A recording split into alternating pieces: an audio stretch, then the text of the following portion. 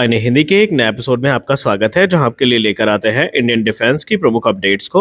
और इस वीडियो में हम बात करने वाले हैं कि कैसे पाकिस्तान गुपचुप तरीके से जो फिफ्थ जनरेशन फाइटर एयरक्राफ्ट है उसका एक्सेस प्राप्त करता जा रहा है, और कैसे भारत के सामने जो समस्याएं हैं वो गंभीर होती जा रही हैं, और भारत इस समस्या का निवारण कैसे प्राप्त करेगा। क्या इस समय SU-57 फैलन ही हमारे पास एकमात्र available fifth generation fighter aircraft है जिसको हम कंसीडर कर सकते हैं। और भी दूसरे एस्पेक्ट है जिनको हम डिस्कस करेंगे। साथ ही साथ भारतीय वायुसेना के पूर्व air marshal Anil Chopra sir का इस पे क्या कहना है, इसको भी हम डिस्कस करेंगे। तो चलिए शुरू करते हैं आज का अपना ये वीडियो।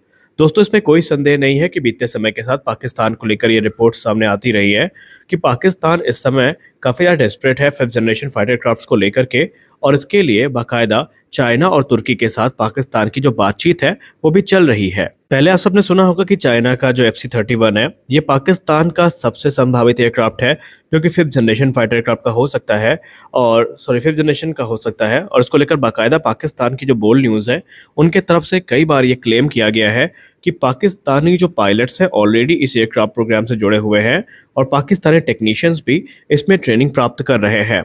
और ये सारी चीज़ चल ही रही थी कि आप सबको पता होगा कि तुर्की का जो कान है, जो कि पहले TFX के नाम से जाना जाता था, उसकी पहली उड़ान को आयोजित किया जाता है, और उसमें हमें ये सुनने को मिलता है कि पाकिस्तान के भी जो टेक्नीशियंस हैं वो उस प्रोग्राम का हिस्सा हैं, और पाकिस्तान इस समय जो अपॉर्चुनिटी है उसको सीख कर रहा है कि कैसे वो किसी भी प्रकार से जो फिफ्थ जनरेशन फाइटर एयरक्राफ्ट का एक्सेस है ये प्राप्त कर ले। और यही सारी चीज़ें भारत के डिफेंस गलियारों में भी लगातार डिस्कस की जाती रही हैं। समस्या ये है कि हमारे पास इस समय ज़्यादा ऑप्शंस हैं नहीं। जब एरो इंडिया 2023 में पहली बार F-35 आया था तो उस समय कयास लगाए गए थे कि अमेरिका अपने मूड को बदल रहा है, और भारत की ज़रूरतों को समझते हुए अमेरिका एक सोची समझी रणनीति के अंतर्गत F-35 को भारत लेकर आया है। लेकिन रियलिटी ये है कि अभी तक भारत को ऑफिशियली ये एयरक्राफ्ट ऑफर किए नहीं गए हैं, और भारतीय वायुसेना के अधिकारियों का मानना है, या पूर्व अधिकारियों का यूँ कह ले मानना है, ये हमारे लिए फिजिबल नहीं है। खासकर आपको हमने अनिल खोसला सर के इंटरव्यू के बारे में बताया जो कि मेजर गौरव आर्या के साथ था, और इस दौरान उन्होंने भी कहा था कि F-35 को आप जितना सिंपल समझते हैं भारत के संदर्भ में, उतना सिंपल है नहीं। पहली बात तो F-35 भारत को ऑफर किए नहीं गए। दूसरी बात, अगर F-35 भारत को ऑफर किए भी जाते हैं तो F-35 को ऑपरेट करना भारतीय वायुसेना के लिए इतना आसान नहीं होने वाला है, क्योंकि इस पे हमें जो इंडिया स्पेसिफिक इन्हेंसमेंट्स हैं पहले वो करनी पड़ेंगी, और आप सब जानते हैं कि अमेरिकी टेक्नोलॉजी में जो मॉडिफिकेशन है वो इतना आसान नहीं है। और दूसरी बात, अमेरिका कभी ये अलाउ नहीं करेगा कि उनके प्लेटफॉर्म में कोई जो छेड़छाड़ है वो की जा सके। दूसरी बात, यहाँ पे इंडिया स्पेसिफिक एनहेंसमेंट्स की जहाँ तक बात रही और इंडियन मेड वेपन सिस्टम की बात रही, तो उसके लिए हमें F-35 के मिशन कंप्यूटर और दूसरी चीज़ों में जो बदलाव हैं वो करने पड़ेंगे, और जाहिर सी बात है अमेरिका इसकी परमिशन नहीं देगा। तो F-35 फिलहाल तो हमारे लिए फिजिबल नहीं है। और F-35 की जहाँ तक बात रही सप्लाई चेन की, तो मल्टीनेशनल सप्लाई चेन है, बहुत सारे देश इसके हिस्से हैं, और ऐसे में अगर मान लीजिए प्रोडक्शन ऑलरेडी से प्रभावित चल रहा है और कोई दिक्कत आ जाती है, या किसी भी देश के साथ हमारे संबंध अच्छे नहीं रहते हैं, या सप्लाई चेन कभी भी होता है इशू, तो आप इसको रिजॉल्व तुरंत नहीं कर पाएंगे, और आपका जो प्रोग्राम है वो डिले भी हो सकता है। तो ऐसे में SU-57 फैलन ही एकमात्र रास्ता है भारतीय वायुसेना के लिए जो इमरजेंसी में भारतीय वायुसेना की मदद कर सकता है, और इसको लेकर के अनिल चोपड़ा सर ने भी अपनी जो सहमति है वो जताई है। SU-57 फैलन की फ्लाईवे कॉस्ट जहां तक बताई गई है ये 35 से लेकर के $40 मिलियन पर यूनिट के बीच की बताई गई है। हालांकि हम इसकी पुष्टि तो नहीं करते, क्योंकि ये मीडिया के हवाले से खबर आई है सामने। खासकर अगर हम यूरेशियन टाइम्स की रिपोर्ट की बात माने तो वहां पर भी ये क्लेम किया गया था कि इसकी जो यूनिट कॉस्ट है वो 35 से लेकर $40 मिलियन पर यूनिट की होने वाली है। और अगर ये सही है तो यकीन मानिए ये चाइना के J-20 से भी सस्ता होने वाला है, और अमेरिका के F-35 की तुलना में तो ये कहीं ज़्यादा सस्ता होने वाला है। वहीं अगर हम रशिया की रिपोर्ट की बात करें तो उन्होंने कहा है कि इसको जो लाइफ साइकिल कॉस्ट आने वाली है ये भी काफ़ी कम आने वाली है अमेरिकी फाइटर्स की तुलना में। अब सबसे बड़ा सवाल तो यही है जिसके लिए आप ये वीडियो देख रहे हैं कि क्या भारत SU-57 को एक्वायर कर सकता है। देखिए, इसमें नामुमकिन जैसा कुछ भी नहीं है। भारत पहले भी इस प्रोग्राम का हिस्सा रहा है।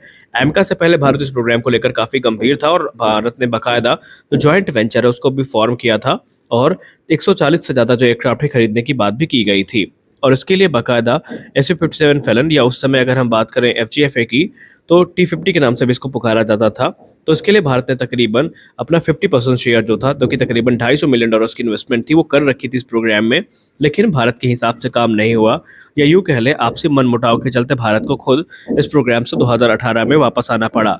लेकिन उस समय भी ये कहा गया था भारत की तरफ से कि संभावनाएं प्रबल हैं कि भारत आने वाले भविष्य में इनको ज्वाइन कर सकता है। यानी भारत ने पूरी तरीके से इस प्रोग्राम को खत्म भी नहीं किया और भारत पूरी तरह से इस प्रोग्राम का हिस्सा भी नहीं था, और भारत फिर अपने एमका पर फोकस करता है।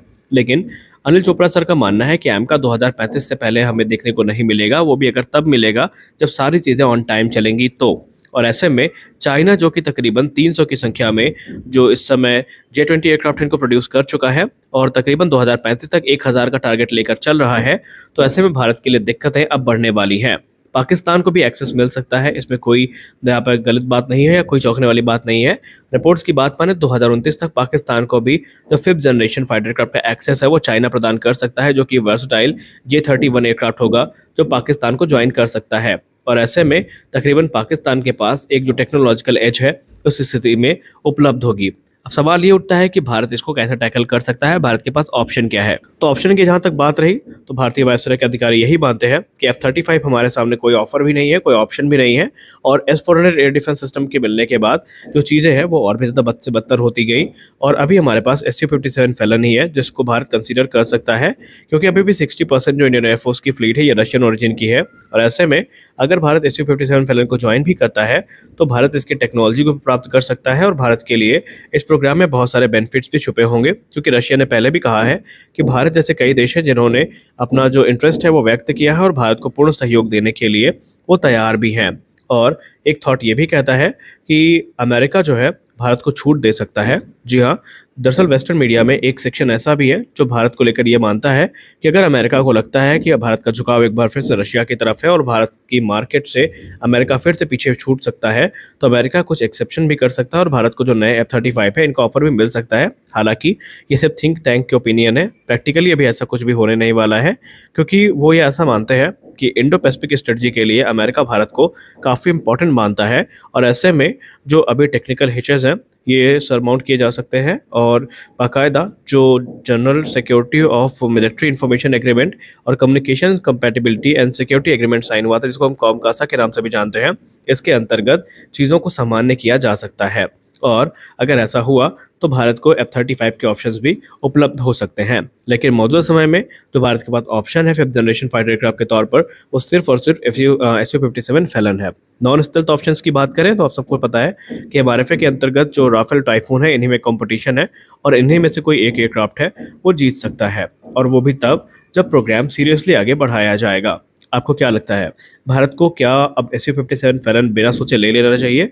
रही बात एमका की, तो एमका प्रोग्राम भी अंडर डेवलपमेंट है, इसका प्रोटोटाइप भी बनके तैयार नहीं है। संभावित है कि एमका की पहली उड़ान 2028 में देखने को मिलेगी या 29 में देखने को मिलेगी, और प्रोडक्शन में आते आते 2033 से 34 तक का समय तो लग ही जाएगा। तो क्या भारत अब चाइना और पाकिस्तान से बढ़ती थ्रेट को देखते हुए FGFA को कंसीडर करे? आप अपनी राय कमेंट सेक्शन में जरूर दीजिए। मिलते हैं अगले वीडियो में, तब तक के लिए जय हिंद।